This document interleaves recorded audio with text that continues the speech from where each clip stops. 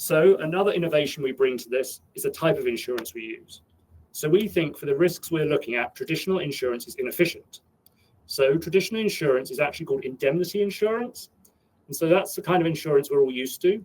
So the way that works is you have a very lengthy policy wording that has lots of definitions and restrictions on the types of claims you can make, and probably most people don't fully read it. Then when it comes to making a claim on your insurance policy, what you're doing is actually asking for a share or all of the loss that was incurred by the event that happened.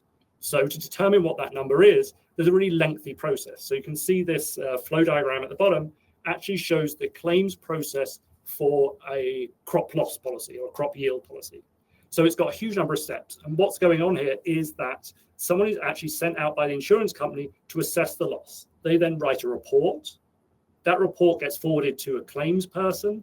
The claims person then does some sort of calculation or assessment and toing and froing about how much you actually get. And at the end of this lengthy process, you get a sum of money that was arrived at through a somewhat opaque process. And so that on average can be 30 to 60 days if that all goes well. But it can, if it's a complex case, run over 6 months or even longer. And so for a farmer or a food producer that's in a financially difficult situation, this can mean the end of their business.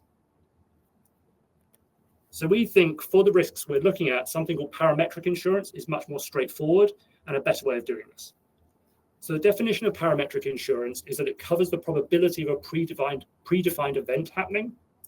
So what does that mean for the end user? So it means that the policy wording has a very simple trigger or sort of metric that has to be passed before you get your claim. And that will use data that's freely available or easy to discern, and it isn't open to interpretation.